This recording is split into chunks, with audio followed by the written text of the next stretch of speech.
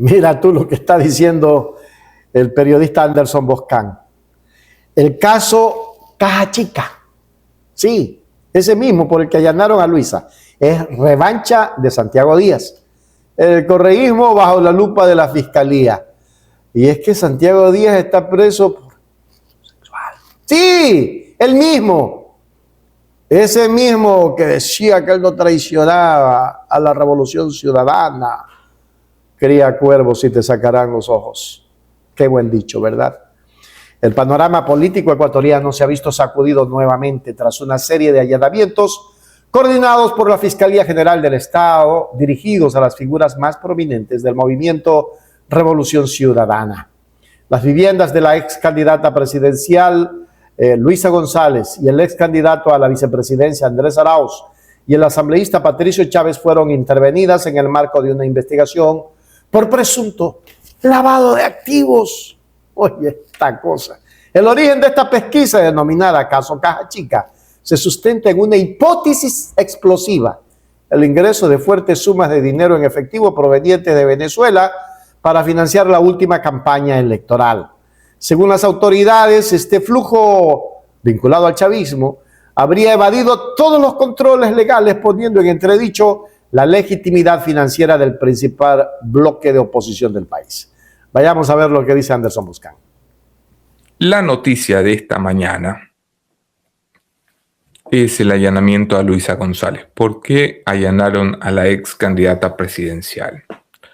El caso Caja Chica, según el anuncio de Fiscalía, va contra Rafael Correa, Luisa González, Andrés Arauz, un asambleísta de Pichincha, y otros funcionarios cercanos o de confianza extrema de Rafael. ¿Cuál es la hipótesis de Fiscalía General del Estado? Que ingresó dinero en efectivo desde Venezuela para financiar la campaña de Luisa González y que esa campaña finalmente fue pagada con dinero del chavismo. Esta es la foto de Luisa González. Aquí como comentario, no porque tenga consideración con Luisa González solamente. Alguien debería estar pensando en pedirle a la fiscalía, no en pedirle, en prohibirle a la fiscalía hacer uso mediático de actos judiciales como estos. Está bien que tengan que allanar, pero ir fotografiando a la gente en pijama. Tenemos fotos ya de todos nuestros políticos en pijama. Claro, ha habido excesos brutales como el que hizo María Paula con Teleamazonas cuando coordinó con Teleamazonas para allanar la casa de los Bucaram. Y luego ya cosas que tú dices, ¿hay necesidad de exponer a una ex candidata presidencial en pijama en su casa? Investígala, no sé. ¿Hay necesidad de esto? No lo sé. ¿Qué sabemos de esto? Ese cosa. Había un alto mando del correísmo compartiendo información con la justicia. Ese alto mando del correísmo tiene un nombre y apellido. Se llama Santiago Díaz. Para contarte la historia de Santiago Díaz tengo que ir un poco para atrás. Santiago Díaz fue uno de los hombres duros del correísmo. Era el encargado de la seguridad de Rafael Correa cuando fuera poder. Dirigió un grupo de choque llamado los Popeyes, que era gente dentro de la estructura de la SENAIN, que básicamente se encargaba de la confrontación violenta y de dar seguridad al alto mando correísta. Santiago Díaz fue, después de eso, era matemático, politécnico, un tipo muy bueno con los números, y se ganó la confianza de Rafael Correa y ascendió siempre sin dar la cara mucho al público. A Santiago Díaz se le atribuían muchas de esas misiones, o sea, reuniones secretas o reservadas, obtener información. Era un tipo muy bien informado, tenía mucha experiencia en inteligencia, conocía a Santiago Díaz. Y otra de sus misiones dentro del correísmo tenía que ver siempre con las campañas electorales, en dos vías.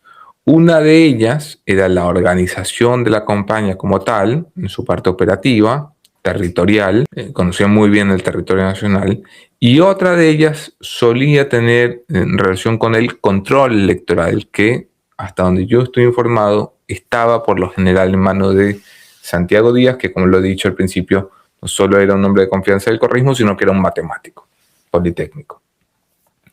¿Qué pasó con Santiago Díaz? Historia larga, corta. Hay una acusación, un caso escandaloso de violación a una menor que estalla un día y ese mismo día acaba la carrera de Santiago Díaz. Ese mismo día se convierte en prófugo de la justicia, es abandonado, el correísmo se reúne rápidamente, hacen un pronunciamiento, expulsan a Díaz del movimiento, lo dejan aparte.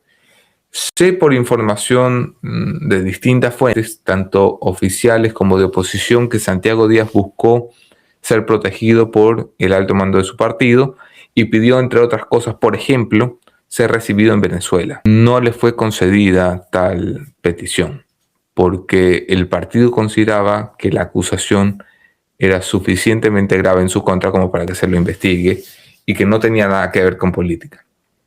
Es una cosa que a ti te acusen de lavado de activos y todo el mundo dice, ya, son las típicas persecuciones políticas. Otra cosa era este tipo de acusaciones, un delito execrable.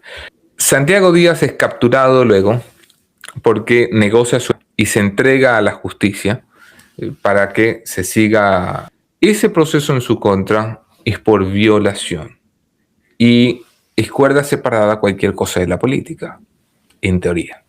Porque yo hace unos meses les conté que Santiago Díaz había empezado a hablar. No sé o desconozco, porque mi fuente judicial no fue así de precisa, desconozco si esa colaboración, una colaboración pues informal. ¿De qué dependen esas cosas? Dependen por lo general de la voluntad de Fiscalía. Fiscalía no puede formalmente llegar a un acuerdo en un caso de violación para que tú traigas información de corrupción política y perdonarte ese caso. Pero hay colaboraciones informales en las que esas cosas pues son posibles. ¿Qué podía saber Santiago Díaz? Esto era obvio y evidente. Saber, por ejemplo, cómo se financió específicamente la campaña del correísmo. ¿Entregó información? Podemos suponerlo. La información que tengo es que la denuncia ha venido de otra parte y que lo que han encontrado es a un montón de personas alrededor de Luisa González, siempre según la Fiscalía, que movían grandes sumas de dinero en efectivo, que entraban al país con ese efectivo y que ese efectivo venía desde Venezuela y que con eso se pagaba la campaña presidencial. ¿Cuánto se supone que costó la campaña presidencial de Luisa González? Lo mismo que la campaña presidencial de Daniel Noboa, en torno a $1,5 millones. ¿Cuesta eso una campaña presidencial en Ecuador? No cuesta eso, ni la de Noboa. Cuando Luisa y Noboa le dicen al país, gastamos $1,5 millones, yuca, no es cierto. Ningún candidato presidencial gasta menos de 10 palos cuando es candidato presidencial en serio. Se allanó también la casa de Andrés Arauz, a quien por supuesto se habrá fotografiado. Se allanó la casa de un asambleísta de Pichincha y se ha iniciado la investigación. El propio Rafael Correa ha reaccionado a estas alturas de la mañana diciendo lo siguiente. Aquí lo tengo. Dice Rafael que el allanamiento, lo dijo en la madrugada, ¿no? Que el allanamiento se produce en el domicilio de Patricio Chávez y de los ex candidatos presidenciales Luisa González y Andrés Arauz y la ex superintendente de compañías Suad Mansur por una denuncia con reserva de identidad del mes de noviembre que ni siquiera hemos conocido. Este proceso funciona así. La fiscalía recibe por lo general o la fiscalía o el 1-800 delito.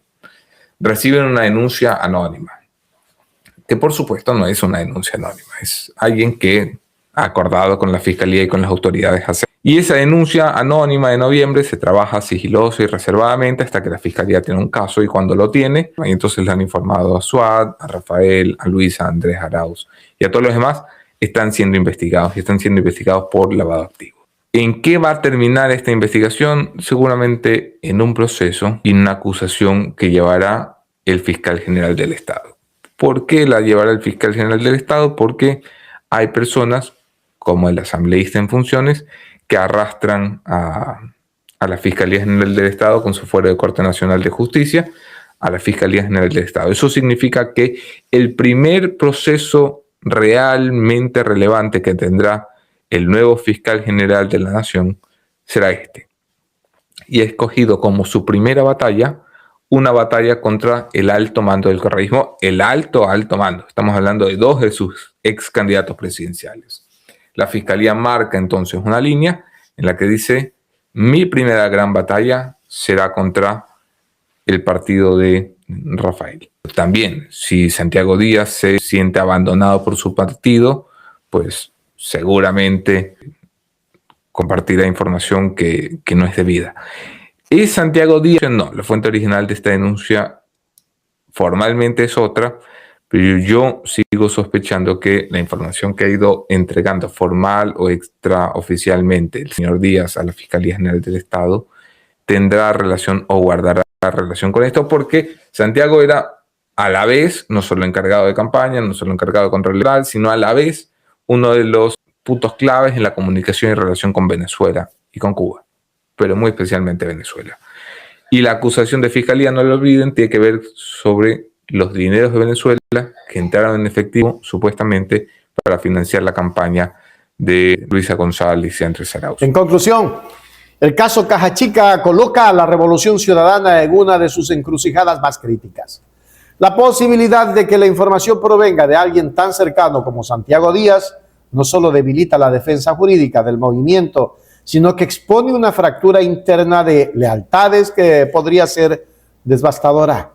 Si la Fiscalía logra probar que el dinero venezolano fluyó hacia las arcas de la campaña de Luisa González, el caso trascendería lo administrativo para convertirse en un escándalo de soberanía nacional. Mientras tanto, el país observa cómo el pasado oscuro de un ex colaborador y las ambiciones de justicia del presente se entrelazan en un proceso que promete redefinir el tablero político ecuatoriano. ¿Qué creen? Miren ustedes qué va a pasar.